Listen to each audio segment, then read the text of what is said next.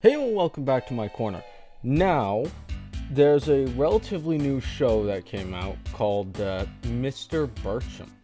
And it's kind of in my wheelhouse because not only was it just blowing up my feed within for the past few days, it also there are people claiming it to be bad. And I did this kind of thing with Strange World too. It was more the right claiming it was bad. It wasn't as bad as people made it out to be, but it was still pretty bad. This is something everyone hates. As of recording this, there are only 3 episodes out. There's going to be a 4th one releasing tomorrow at 6 p.m. So that's going to be one hell of a trip to watch. And because the reason I'm doing this is because, yes, the media may say something's good or bad, but is it actually, though? And in this case it is, but it's not always the case. So I did end up watching this absolute brain rot so that you don't have to.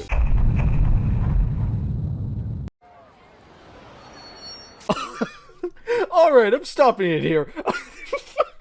What is this animation? Who said this was a good idea? Why is there, no human anywhere remotely near realistic movement for this animation? So this is our main character, Mr. Birchum, the woodshop teacher of Teddy Roosevelt Junior High, also known as middle school. And this is where we get our first joke. Love our new parking spots. This year, the school finally shows us they actually appreciate what we do. It's about time. I love how that was delivered with zero sarcasm. So Mr. Birchum and Gage, by the way, I don't know if you knew that, his name's Gage. So the two start to reminisce about the good old days of when they were in shop class, and they set up this annual bet. The bet is who gets insulted the first. And this is where we end up with another problem with this series, because it has these cutaway gags, which they kind of make sense, but the transition between the two is so weird. It just, If you don't know what the transitions look like, here's one, for example. You're snake bit when it comes to gambling. Who'd you have to win? Sure thing. You see what I mean? And by the way, there is one that's kind of funny, maybe. But keep in mind, there's only one like that. Out of the entire series, out of all 3 episodes that I've seen so far, only one of those is funny. Maybe. And Mr. Birchum wins the bet within 30 seconds because it's established that everyone hates this man. And this is where we run into, for the first time ever, no, I'm not kidding, they actually call him this, position-wise, a Jedi. These guys are probably thinking, where's a clone trooper when you need one? So Mr. Carponzi introduces himself as a justice, equity, diversity, inclusion warrior. Hence where the term Jedi comes from. Real quick, his helmet, the Force is female. That's a reference from 9 years ago. From 2015. Yeah, that's not an uncommon part of this show. This show tends to have a lot of very, very, very outdated, old kind of references and jokes that are okay, but why didn't you pick something more relevant? This show came out in 2024, and really, you're making a joke from 2011? Mr. Birchum talks about loving his shop equipment and hating his students, which, why are you a teacher? As he's introducing his students to the class, he does it in literally, the most assholeian way you can possibly... I really could not script it to make Birchum look more like an asshole. So, good job, Daily Wire. This is the guy we're supposed to like. Then the principal comes in, and Mr. Jedi dude, I forgot his name. They both come into the classroom and notify that Mr. Birchum is not allowed to play the safety video that he normally plays. Now, you might think, oh, this is such a bad, like, this is stupid DEI garbage, trash, whatever. But then the rest of it actually plays, and you realize that they had a point. Let's show the video he plays.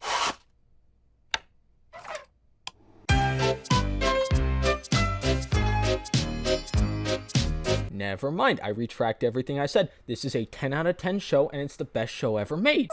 What do you mean this is not the original video? What play it then.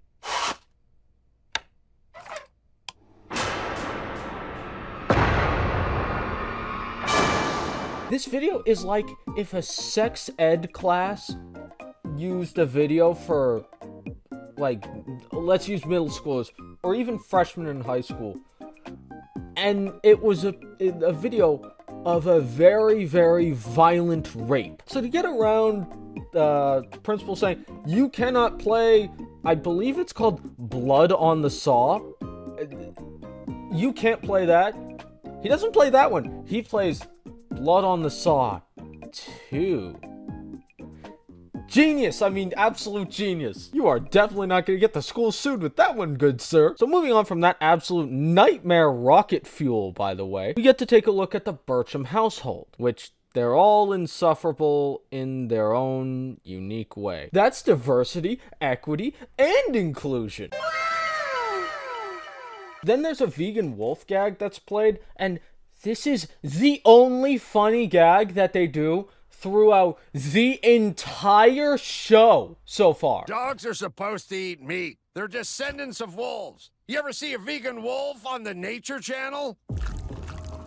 I'm a vegan.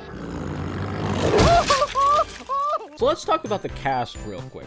Mr. Birchum is played by Adam Carolla, which his voice is exactly what I'd expect for a character like this. His wife, Wendy, is played by Megan Kelly, which I don't know if this is an unpopular opinion or not, but I actually really like her voice acting here. I think she did a good job here. And the daughter, Jeannie, is voice acted by Brett Cooper, which, speaking of Brett Cooper, like very, very, very soon after I made my video about the Boy Scouts, she added sources to the description. Well, it's not perfect, but it's certainly better than nothing, and honestly, I made an Instagram post about this.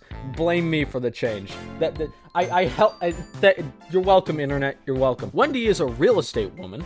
Mr. Birchum, as you know, he's a teacher. And Jeannie is definitely one of those girls that when she's 20 will go to her crush and say, I'm not like those other girls. I'm different and quirky. I like wood, particularly hardwood.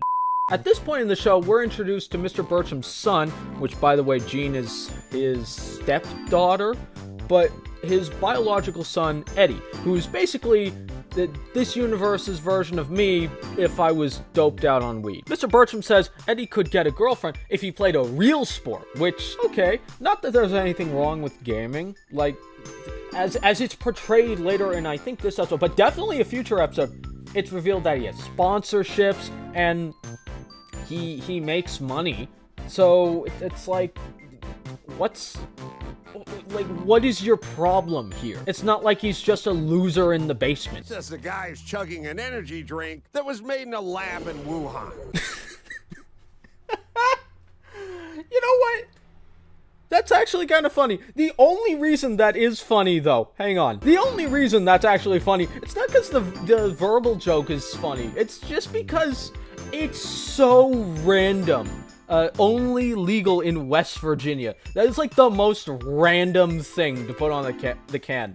That's the only reason why this is funny here. So you've got two funny moments in this episode. Let's see if there are any more. So going back to the school, the principal is receiving all of these complaints about Mr. Birchum showing their kids a fucking Thrasher film for a safety video. And somehow they tie Mike Rowe into this, even though I'm not really familiar with the guy, I haven't really looked into him, but I don't think him and the word decapitation are in any kind of correlation. Now Mr. Jedi Dude wants to get rid of Birchum. And this is played as the DEI guy goes out for blood, of Birchum, and that kind of, but he's justified in doing this. I mean, he wasn't doing this before this moment, because when the two first met, the Jedi dude was being perfectly friendly. It was actually Birchum that was being an asshole. And now, the Jedi dude's after Birchum because he showed a Thrasher movie to kids! For a company that gets so defensive about protecting kids, whatever that actually means. Now, of course, there's a role for actually protecting kids, and then there's extremism, in a way. But try showing that kind of Thrasher film to Ben Shapiro's kids, Michael Knowles' kids, Matt Walsh's kids. They wouldn't put up with it, and rightfully so. But all of a sudden, the DEI guy goes after the guy who did it. Now he's the bad guy? Then we get a scene of Mr. Birchum teaching his class. Well, I say teaching, but he's not actually teaching them. He's just insulting them for doing it wrong. And it's like, okay, why don't you teach them how to do it right?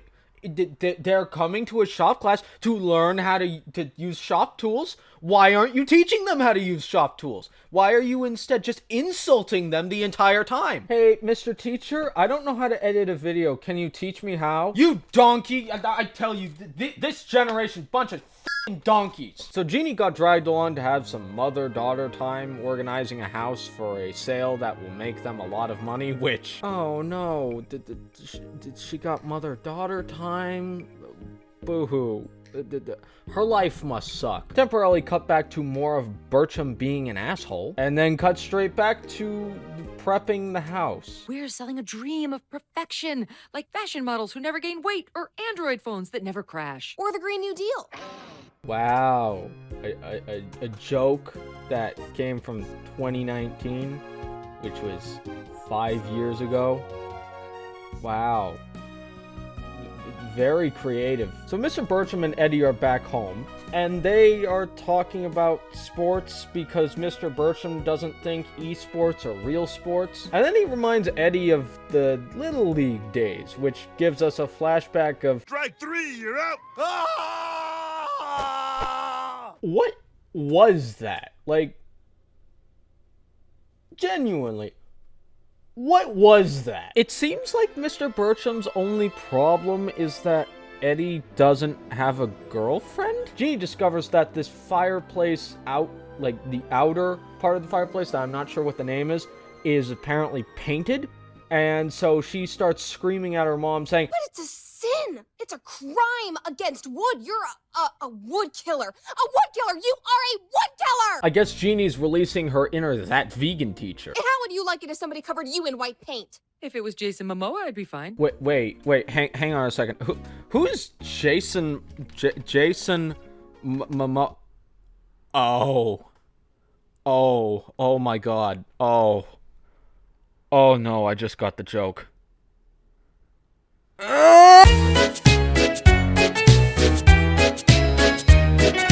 Somebody bleach my eyes! So back to Mr. Birchum's class. Every one of his students, except the teacher's pet, ends up in this donkey corral, which is where everyone goes if they get the maximum amount of donkey points, which really means he just insulted them enough to get there. And whoever ends up in the corral failed his class. And the only way to not fail his class, I don't even know if this is legal. He gives them a quid pro quo that if his students comes over to his house on Saturday, and keep in mind, he explicitly says, don't tell your parents, and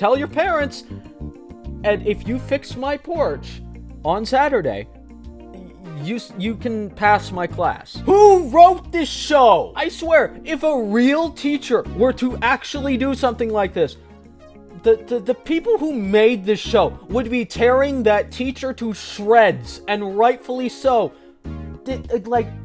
I don't even know if that's legal to do. I would certainly think it's against school policy. What the f*** is happening in this show? We get a brief glance of all of his students at his house, and then Jeannie acts like one of those climate protesters vandalizing artwork, and for some reason Mr. Birchum sides with this insanity. Then it turns out the Jedi dude is filming Mr. Birchum exploiting his students, and he reports it to the principal.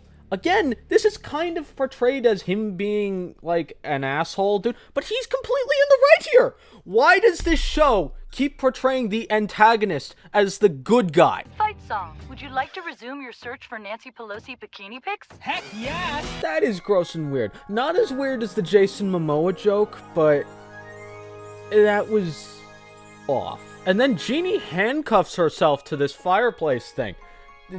And she's literally acting like one of these climate protesters that are just sticking on the road. If this is not an argument for spanking your child, I have no idea what is. And the family that comes in to inspect the house ultimately decides not to buy the house because of Jeannie. I'm really sorry, Mom. No, I love that you fight for what you believe in. This was fun. We should do it again. Wait till you see what I did to the basement. This is why I'm going to drink barrels of wine during your teenage years. Number 1, what a horrid child. Number 2, despite me being an avid prohibitionist, yes, I do think it should be a felony to possess alcohol. I understand Wendy, and I give her as many alcohol barrels as she wants. She's gonna need them. So now we're at Mr. Bircham's disciplinary trial, and we find out that his first name is Richard.